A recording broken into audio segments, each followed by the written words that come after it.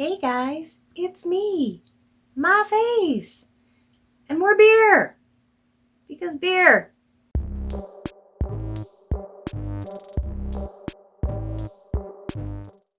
Alright, next week I'll think up some new shtick. No, I won't. Welcome. If you are new here, this is a channel about cross-stitching, except when it's about my hair, my complaining, my cats. Yeah, that's pretty much all of it. If you are returning, welcome back and thank you. I should also say, if you are new here and you feel like it, throw me a comment down below and let me know how you found my channel. It's always interesting to find out if I am, recommended with certain people's videos, because that means I probably like their videos. Or if you were searching for a particular topic and ended up here, it'd be good to know. Sorry, I'm struggling with this t-shirt. I cut it and it's not symmetrical, and it's doing things to me.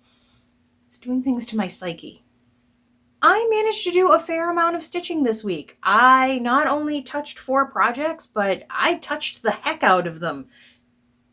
That doesn't sound weird at all. I actually got a few nights that I could really sit for several hours in a row and stitch. So I made some headway. Let's jump in.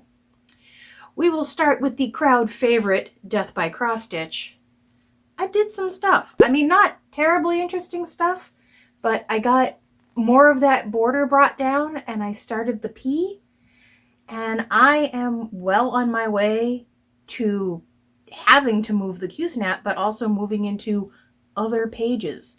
Pages where I have not already done like half of it, gotten bored and said, let's see what's on the next page. I'm actually stitching it like a grown-up. My plan, my hope, my goal is that by the end of the year, this page is completely done. I don't think there's any backstitch, so I don't have to worry about that.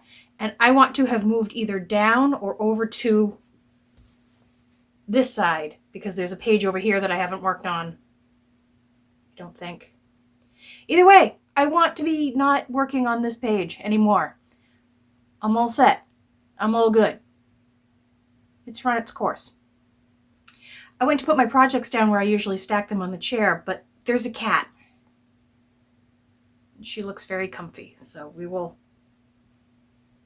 balance it precariously there. There's 3 pillows and a blanket stacked over here because you can never have too many pillows and blankets. But yeah, at this point, the cats could climb up to like the ceiling and get into mischief, as if they need to levitate to do that. Sticking with the theme of long dog samplers, I worked on Templar Prophecy. Oh, did I work on it? I got so much dragon done. So much dragon. There's a lot of dragon here. I actually had to carry the black out here because that's just way too many for me to count. It just is. I know my limits. So I figured if I extended the top border there, I could key off of that, which I did. Worked out very well, but that just means now that we have blown through the whole let's not start a new page until we finish the first one. Actually, that's going to be blown out of the water completely at this point, because I have now loaded this into Pattern Keeper, which is terribly handy because it takes out the page breaks. So I was struggling with the PDF because when I was stitching the dragon, let's see if I can get up in here, this first column of green was on one page and the rest of his head was on the next page. And I understand how these shaded bits work and the whole thing. I was not getting that lined up right. It just was not happening. And it occurred to me that when you put it in Pattern Keeper, it takes away the page breaks. So you just keep moving to the side, or moving down, and you don't have to worry about the shaded area, doing something twice, skipping something. I think it's going to keep me on track a lot better. I say out loud in front of people, which instantly means that I will find a problem with what I have already stitched, because that's just how that works. But I didn't even realize I was already doing that with Death by Cross Stitch, because I had that loaded in first, and it's been working out pretty well. One thing I would like to recommend for designers, the probably one that watches my channel. Hi, Michelle. Oh, no, and Steph, too. What was I saying? Suggestions! Yes, from little old me. If you are going to distribute a PDF pattern, consider making like the last page a giant high res of the entire pattern without page breaks, because even people just working on a PDF reader, the need for pages really isn't there anymore, and they just cause more problems than they solve. Other than being able to say I had a page finish and things like that, they really don't add. I'm having a terrible time today. Let me take a sip of beer. Yeah.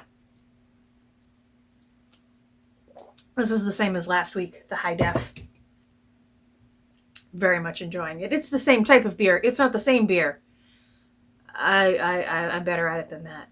Anyway, the pages don't really add anything to being able to stitch a project, so maybe it's a good idea to make a big honkin' page with just everything on it. I know that my Haunted Mansion, the Tiny Modernist one, the first page of the pattern is actually a huge, like, it's the entire pattern. Unfortunately, it's not high res. So when I go to zoom in on my tablet, it just starts to kind of pixelate and gets muddy. So it's less than helpful. But that would be really handy to just be able to start stitching. Find the middle, start stitching, and go. Without having to worry about page overlaps and the such. If you use that idea, I want credit and royalties and a pony, and I don't want any of those things. Just, think about it. The next pattern I worked on is Halloween at Hawk Run Hollow. Remember I was all excited about the owl? I finished him. I finished him in one sitting. You know what? He's not as cute as I thought he'd be. I mean, he's great. He's a great owl, but he's not cute. His colors are kind of baby poop. I mean, I'm just saying he's fine. He's absolutely fine. He's fine. It's gonna be fine. I have to trust. Like the weird dots in the trees, I have to trust. It's gonna look fine. I actually stopped stitching on this week out of exhaustion, and not because I was just done with the stitching, which is or has been unusual for me. So I think it's a good sign that I am stitching more, stitching longer, putting more time in, not just getting frustrated and being like, nah, I don't want to look at this anymore. I had some really good stitching sessions this week, so I'm kind of excited. The last project I worked on this week is the Haunted Mansion, again, Tiny Modernist.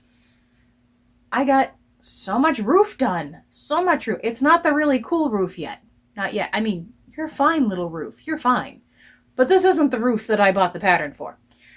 But I got most of that done, and I finally finished the books. I filled in that color, which is, I guess it's a good thing that I eventually got it, because that's what this whole top area is, also in that same kind of blue-gray, something blue-gray. I'm kind of torn between doing the backstitching as I go, just because it's not that big of a pattern. I mean, it's not like Death by Cross Stitch where I'm going to have to go back through that thing just to find all the backstitching anyway. So I'm not really worried about leaving it till the end, but this is just, it's really not that big. It's deceptive. So I may just finish the block and be done with it. and be able to move on free and clear and unfettered. Or I won't, because we know how I get. And that was it. That was all the stitching I did this week, but I think I made pretty good progress on everything I worked on. Moon hair did not jump out at me this week, and neither did, well, I won't say that Night Flight didn't jump out at me. I wanted to stitch on it, but I felt like I should stitch on, I think it was Haunted Mansion that night. I just felt I had neglected it for a couple of weeks. So I pulled that out instead and never got back to Night Flight. For good or bad, I have no haul this week. None. Nothing. Not even a tuba Ada. Nothing. Christmas is coming and Stitch-nanigans is coming. So I have to save my money anyway. Remember last week we had a little giveaway. You should be seeing my choosing the winner up here. I've already commented on your comment, and please forgive me for how I pronounce this. Kevin Monco Monsieur. Kevin, you won. If you could either email me or Instagram message me your actual physical address, I will drop that in the mail for you as soon as I can. Maybe not tomorrow, but as soon as I can. You know, I didn't mention also on this pattern, you get a recipe for spicy apricot cider. Bonus? You decide. I also have a sticky note over the pattern this time because, okay, yeah, I've lost my mind a little bit. I filmed last week and really wasn't thinking about holding up the pattern because as a rule, when you hold up a pattern and you're talking about it back here, there's no problems. Nobody can copy that thing. Nobody can jump up and down and get angry. There's no big deal. But this particular pattern, because it's just one piece of paper and I was holding it pretty much like this, I mean, that was it. That was the pattern. So I edited and didn't really think about it. I uploaded, and then as I was reviewing the video, I'm watching it going, oh, you can really see that. You can really see that. And I said, you know what? I'll let it go. I'm going to let it go. It's an ancient from a magazine, it's fine. If you don't call it out, nobody else is going to. Don't worry about it. I went to bed and then had to get up like an hour later, and I re-edited the video with the, they call it the witness protection blur on it, re-uploaded it, set my alarm for, I re-uploaded it, and then I got up at 5 in the morning because that's when I take care of the cats, and that's when I ran through it again and scheduled it to go live, and you didn't know any of that was happening. But I redid that video because I couldn't sleep with the idea that I had left the pattern just flapping out there in the breeze. We will not have that problem with this week's giveaway. I don't think I could show you the entirety of this thing if I tried. It's intense is what it is. This is Burton Dye's Gentle Breeze. And I think I showed this when I did the flip through of all the wonderful things that my stitchy godmother Laura sent me. And this was, I think, one of the few things that people really vocally said, oh, I would love it if you could give that one away. I would love to stitch that. So we are going to give this one away this week. It's a booklet, and it's, stiff paper, so it's not going to be folded in 3. I will put it in a flat envelope. It is a color chart. So if you don't like colored charts, you're not going to like this. And it's pretty intense. I won't say that it's not too small to see, but I know if I was going to do this, I would either scan it or, let me just give you a little bit here, or photocopy it and blow it up. I will send this anywhere in the world. If you live far, far, far away, you might just have to wait a little bit longer for me to get to the post office. Please be 18. Would it kill you to be a subscriber? I'm not going to check. Don't worry about it. If you would like to stitch this, please just put in your comment. I would like to stitch the Gentle Breeze. As always, I have absolutely no idea how math works, so over here will be the date to put your comment in by. It'll be next Thursday, whatever that date happens to be. We'll figure it out. The holidays are coming, and it's a little tough for me this year. This is my first year, my first Christmas, that kind of thing, medicated. And I'm not on heavy duty. It's 20 milligrams of Prozac. This is like the starter dose. So it's not like I am like on Thorazine or something. But this is my first holiday feeling very I shouldn't say I feel unemotional. I still feel all the things I feel. It's just the physical pain was taken away. And with it is sometimes my awareness of how strongly I feel about something. So that's been weird to get used to. So sometimes it kind of startles me when I'm like, why can't I sleep? Or why am I sleeping too much? And why do I only want to eat? And this and that and the other thing. And I think, oh wait, you're stressed. You're really upset right now. You have all these things going on, but I can't feel them to react to them in a meaningful way. So I have to really pay attention to my behavior in order to see how I'm doing. I know, it's complicated. It's like engineering your soul. I mean, on the upside, I don't think that I am dreading Christmas. I'm just not very exuberant about it. I didn't want to put up the Christmas tree this year. I really didn't. We wouldn't have it up at all if Mark hadn't just dragged it up the stairs and sort of been like, hey, putting up a tree. I just wasn't feeling it. And I think I was convincing myself that I just wanted a new Christmas tree, and I wanted one of those pencil trees and tuck it into the corner, and maybe I want to leave it up all year. And I kept talking myself out of putting up the big tree. And I would have talked myself right out of it completely. But we have the tree up. It looks very nice. We did a good job.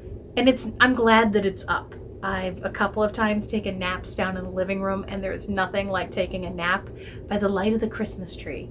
That's just cozy. So I soldier on.